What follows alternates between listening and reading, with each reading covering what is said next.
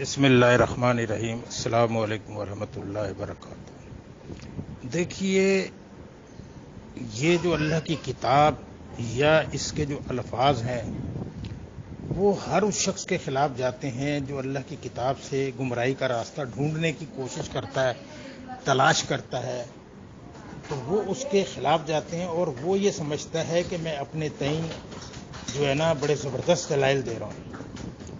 جس طرح یہ من النور الی الظلمات لکھا، تو دیکھیے بالکل صحیح آپ نے دلائل دیے کہ یہ تو ہدایت کی روشنی سے نکال کر گمراہی کے گٹا ٹوپ اندھیروں کے اندر محمد حنیف اس پوری کی پوری جماعت کو لے کے اتر گیا، ہدایت کے نور سے گمراہی کے اندھیرے میں اتار دیا پوری جماعت کو۔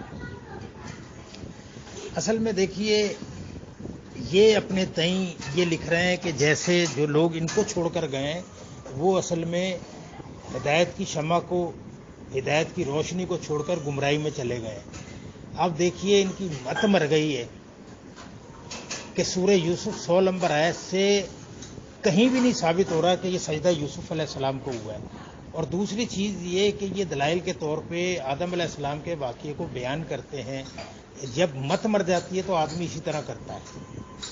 اور دیکھیے، یہ اپنے عقیدے میں اتنے بودے اور اتنے کمزور ہیں، کہتے ہیں اگر یہ عقیدہ شرک ہے کہ یوسف علیہ السلام کو سجدہ ہوا ہے تو پھر اسے بھی شرک مانو، یعنی کہ مقابلہ کر رہے ہیں اللہ سے۔ اور دیکھیے وہ مرد مجاہد کا اس پر بھی فتویٰ موجود ہے، وہ کہتا ہے کہ اللہ نے حکم دیا اور نور کو کہ مٹی کے آگے جھکو، پھر اللہ پر فتویٰ لگاؤ اور خوشیاں مناؤ۔ تو ہر بات ان کی جو ہے نا وہ ان کے خلاف جاتی ہے، اس لیے کہ یہ زن کی پیروی کر رہے ہیں، اٹکل کے تیر چلاتے ہیں، اٹکل پچو چلاتے ہیں یہ۔ اور ایسے لوگ جو ہیں وہ اصل میں صراط مستقیم کو چھوڑ کر اور اس راستے پر چلتے ہیں جو راستہ ابلیس دکھاتا ہے، اور وہ بڑا آراستہ کر کے دکھاتا ہے کہ یہ تو تھپکی دیتا ہے وہ کہ تو بالکل صراط مستقیم پر اب چلے جا، اور وہی ان کے ساتھ ہوا۔ دیکھیے، یہ جو سورہ یوسف کے حوالے سے یہ دلائل دیتے ہیں، یہ اتنا زبردست واقعہ ہے، یہ قصص ہے اتنا بہترین کہ اس کے اوپر اگر غور کرتے چلے جاؤ تو عقل حیران رہ جاتی ہے کہ اللہ کتنی حکمت والا ہے کہ وہ کس حکمت کے تحت یوسف علیہ السلام کو کنعان سے نکال کر اور وہ غربت کے معاشرے سے نکال کر، کیونکہ اللہ تعالیٰ نے، اللہ جو چاہتا ہے وہ کر گزرتا ہے، کہ یوسف علیہ السلام کی پرورش کرائی ایک ایسی جگہ کے اوپر جہاں تعلیم بھی دی اور ان کو وہاں کے جنگی جو لڑائی ہے وہ طریقے سکھائے گئے، اور داؤں پیچ یعنی کہ جو سلطنت کو چلایا جاتا ہے اس کی ہر چیز یعنی کہ ان کو وہ سکھائی گئی، اور پھر اللہ نے ان کو علم عطا کیا تعویل حدیث کا، یعنی کہ باتوں کی تہ تک پہنچنے کا، پھر وہ پیغمبر، پھر وہی ہوتی ہے۔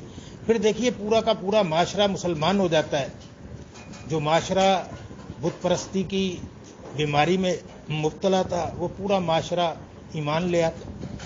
یہ حکمت سے بھری ہوئی بات ہے، اور کس طرح ان کے بھائیوں کو اللہ تعالیٰ کنعان سے نکال کر لے کر آتا ہے۔ یہ دیکھیے کتنی بڑی حکمت ہے کہ اس معاشرے کے اندر، اس دور کے اندر خشک سالی کے 7 سال اللہ تعالیٰ لے کر آتا ہے جس کے اندر کوئی پتا بھی نہیں پیدا ہوتا، اور کس طرح وہ کنعان سے کہاں مصر آتے ہیں گندم لینے کے لیے۔ کتنی بڑی حکمت ہے اللہ کی، یعنی کہ اس واقعے کو عقل حیران رہ جاتی ہے کہ اللہ کی حکمت اور اس کی دانائی اور زبردست الحکیم ہے وہ اللہ تعالیٰ۔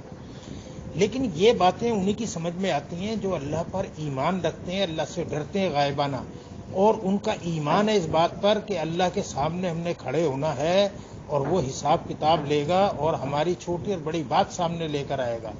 وہ ڈر کے زندگی گزارتے ہیں، اور ایسے ہی لوگوں کے لیے اللہ تعالیٰ نے خوشخبری دی ہے کہ جو اللہ کے سامنے کھڑے ہونے سے ڈرا وہ کامیاب ہے، کیونکہ وہ ڈر کے زندگی گزارتا ہے۔ انہوں نے اللہ سے بغاوت کی، اللہ سے ٹکر لی، اللہ سے متھا لگایا، انہوں نے یہ اللہ سے مقابلے میں اتر آئے، تو پھر ایسے لوگوں کے لیے کیوں نہ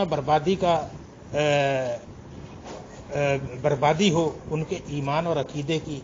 اور پھر دیکھیے کہ ان کا وہ طرز عمل دیکھیے कहीं से भी इनका तर्ज अमल जो है ना वो मुसलमानों वाला ही नहीं मिलता। लोगों पे सलाम कलाम की पाबंदी लगानी, भाई ये कहाँ लिखा हुआ है, किस हदीस में, किस कुरान की आयत में लिखा हुआ है कि एक जमात का अमीर लोगों पर सलाम कलाम की पाबंदी लगा दे, अजान देने की पाबंदी लगा दे, नमाज पढ़ाने की पाबंदी लगा दे? क्या उस पर वही हो रही है? कौन है वो? उसके पास कौन सी अथॉरिटी है कि वो ये इतनी सख्त पाबंदियां लगाए है? और खुद वो शुतरे बेमहल जो मर्जी करता फिरे, उससे कोई नहीं पूछ सकता।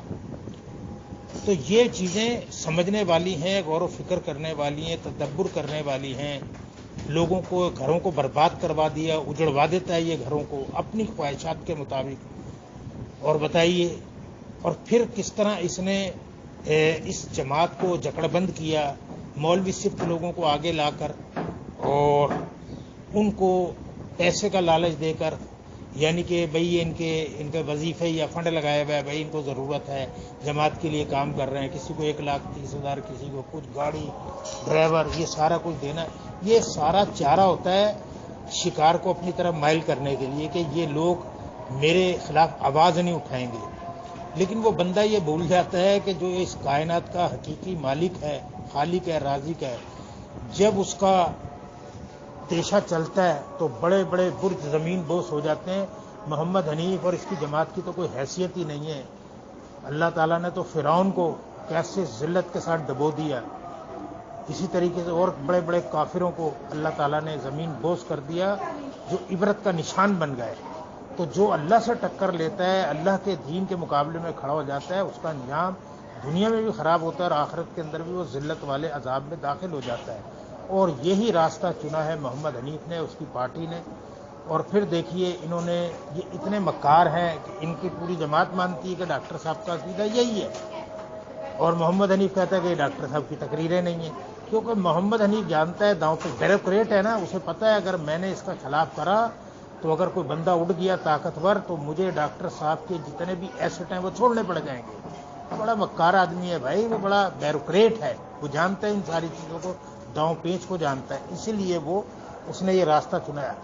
करें हाँ, जरा लगाए डॉक्टर उस्मानी पे फतवा, फिर हम बताते हैं इसको कि ये किस तरह डॉक्टर साहब की मसाजिद के ऊपर बैठ सकता है, फिर हम इसे बताएंगे। तो असल में इसने बड़ी चाल चली है, ब्यूरोक्रेट है, तबलीगी जमात से आया था, वही इसकी सोच है, और इसने वही सोच इन्होंने आपस की जिद के अंदर।